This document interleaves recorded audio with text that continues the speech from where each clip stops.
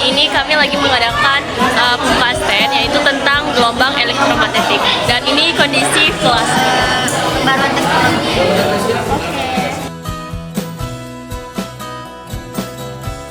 Mikro.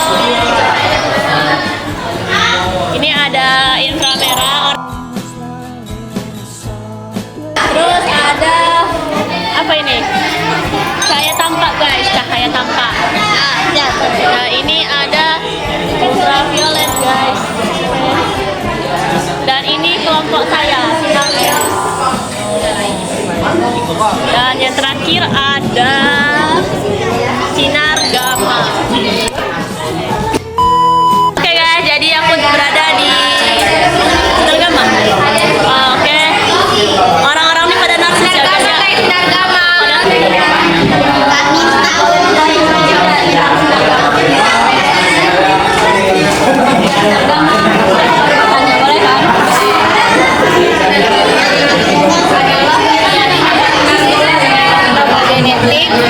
Dengan energi tertinggi yang merupakan bagian dari spektrum elektromagnetik.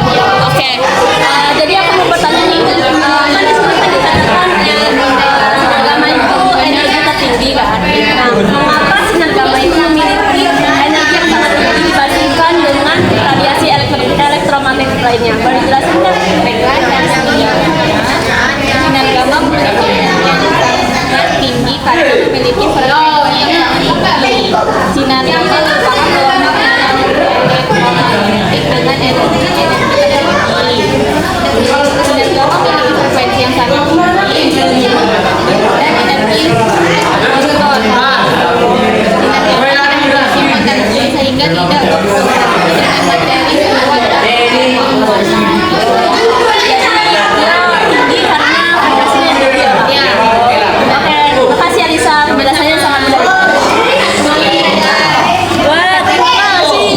Oke, aku kunjungin stand Naila tentang ultraviolet. Say hi to Nay. Hi guys. Hai. Oke. Baik, materi ini adalah sinar ultraviolet atau yang bisa disingkat dengan sinar UV. Nah, apa sih sinar UV atau sinar ultraviolet itu? Sinar ultraviolet adalah radiasi gelombang elektromagnetik yang berasal dari matahari atau dari cahaya matahari. Nah, sinar ini tidak bisa dilihat oleh mata, namun beberapa hewan seperti lebah, burung, dan kupu-kupu yang bisa melihat sinar UV dengan jelas. Tidak semua sinar ultraviolet itu berasal dari matahari, bisa juga mencapai permukaan bumi. Lapisan ozon berasal ultraviolet untuk mencapai titik bumi. Nah, di sini ada jenis-jenis ultraviolet yang bisa kita ketahui, yaitu yang pertama ada sinar UVA, sinar UVB, dan sinar UVC yang tentu ketiganya berbeda-beda. Lalu ada manfaat dari sinar ultraviolet. Yang pertama ada meningkatkan produksi vitamin D, meningkatkan sistem kekebalan tubuh, memperbaiki kualitas tidur, dan lain-lain. Nah, tentu di sini juga ada dampaknya. Salah satunya di sini kami membuat yaitu ada kulit bisa terbakar, memunculkan tanda-tanda penuaan, meningkatkan risiko kanker kulit, merusak mata, dan lain-lain. Aku mau tanya boleh nggak? Boleh, silakan. Nah, jadi seperti yang kita ketahui, kan ada musim hujan dan musim kemarau ini belum pernah musim panas. Nah, jadi pertanyaan ini bagaimana cara kita mencegah bahaya dari sinar UV atau sinar gamma? Nah, pertanyaan yang bagus nih, teman-teman. Jadi di sini kita juga bisa melihat jawabannya sudah kami paparkan di kami. Bagaimana sih Di sini ada sekaligus mengatasi bahaya sinar UV. Untuk memperoleh berbagai manfaat paparan sinar matahari dengan risiko efek samping ataupun dampak yang kami sebutkan dari yang di samping ini, bisa kita lakukan yaitu dengan berjemur sebelum jam 10 pagi agar terhindar dari bahaya sinar ultraviolet. Waktu berjemur terbaik adalah antara jam 7 sampai jam 10. Pastikan saat berjemur pada waktu yang tepat dan tidak berlebihan. Nah, kalau cuacanya mendung atau mau hujan itu sama saja dengan tidak berjemur ya teman-teman. Nah, kita juga bisa memakai sunscreen atau tabir surya di badan ataupun di muka kita, intinya di kulit lagi. Nah, itu kita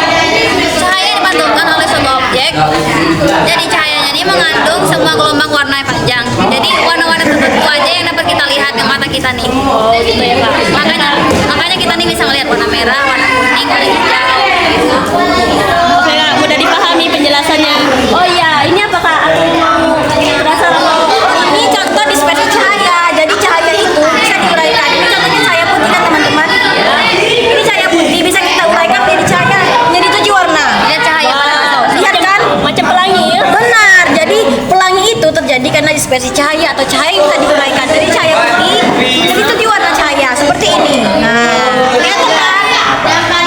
Oke, terima kasih Grace dan Raisa, penjelasannya sangat amat dipahami. Oke, Dadah. tapi saya happy. Jadi dan inframerah.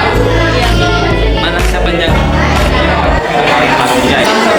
Halo Roy, dan Ya, halo. materi tentang apa nih Roy? Materi tentang inframerah. Boleh jelasin sedikit nggak? Inframerah itu adalah suatu bentuk radiasi elektromagnetik dengan panjang gelombang lebih panjang dari cahaya tampak, tetapi lebih pendek dari gelombang radio. Contohnya kan aku lihat nih ada remote control TV atau AC. Nah, aku mau tahu bagaimana sih cara kerja remote control TV ini?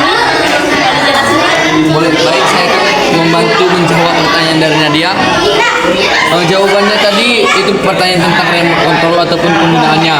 Remote control atau AC ini menggunakan radiasi inframerah untuk mengirimkan sinyal ke perangkat yang dikontrol. Oh gitu. Ya Roy, terima kasih Roy. Baik, sama-sama. Hari ini aku lagi ngunjungin stand gelombang mikro dan ini ada kelompoknya. Uda, Ija, Aida, Surya.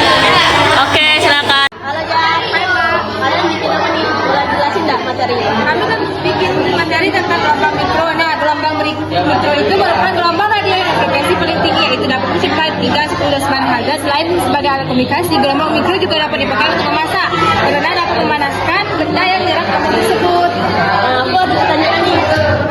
Bagaimana cara gelombang radar ini dapat menghubungkan antara cabang dan jawab? Nah, cara itu dengan memancarkan sinyal gelombang radio yang kemudian dipasangkan oleh partikel dan atmosfer sebagai tetesan hujan. Data yang diperoleh dan dibantuan ini digunakan untuk sistem untuk kondisi cuaca, termasuk juga curah hujan dan berdasarkan badai. Oh gitu ya, ya. Nah, Oke guys, dan ini aku mengunjungi stand radio. Ini kan di sini kan ada antena kan, televisi radio itu kan mempunyai antena. Nah, bagaimana cara kerja antena dalam memancarkan dan menerima gelombang radio dan televisi?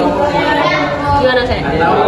Singkat saja, antena pemancar mengubah sinyal listrik menjadi gelombang elektromagnetik, lalu memancarkannya ke udara. Antena penerima menangkap gelombang tersebut dan mengubahnya kembali menjadi sinyal listrik untuk diproses menjadi suara atau gambar. Itu ya Mbak ya. Oke, makasih ya sudah berkunjung di stand kami. Mantap mantap, semangat terus ya. Baik, saya akan bertanya. Boleh, silakan Irfan. Di sini kan ada contohnya salah bagaimana CT scan dapat memancarkan sinyal? Ada pertanyaan dari sinar CT scan memancarkan sinar X dengan memutar tabung sinar X di sekeliling pasien. Sinar X yang dipancarkan ini akan memindai tubuh pasien secara irisan atau slice. Nah, cara kerja CT scan ini, pasien berbaring di meja yang digeser masuk ke dalam terowongan berbentuk donat seperti ini. Nah, yang kedua, tabung sinar X berputar perlahan di sekeliling pasien. Yang ketiga, sinar X memindai tubuh pasien secara irisan atau slice. Yang keempat, hasil pemindaian dikirimkan ke komputer. Yang kelima, komputer mengolah data hasil pemindaian menjadi gambar. Itu Irlan, apakah Anda paham? Oh, berarti ini tabungnya ya. Ya, gitu. Oke. Oke, terima kasih Irfan. Saya Rasul Tanjana dari kelompok cahaya tampak. Ini saya mau bertanya. Sinar X itu penerapannya dalam kehidupan sehari-hari itu salah satunya apa sih? Nah, Ada penggunaan sinar X dalam bidang kesehatan, penggunaan sinar X dalam bidang keamanan, dalam bidang geologi dan bidang bangunan. Di dalam bidang kesehatan, untuk menyelidiki penyakit pada pasien. Yang kedua, untuk menstabilkan peralatan medis. Yang ketiga, sebagai radioterapi untuk membunuh sel-sel kanker. Yang kedua, ada penggunaan sinar X dalam bidang keamanan.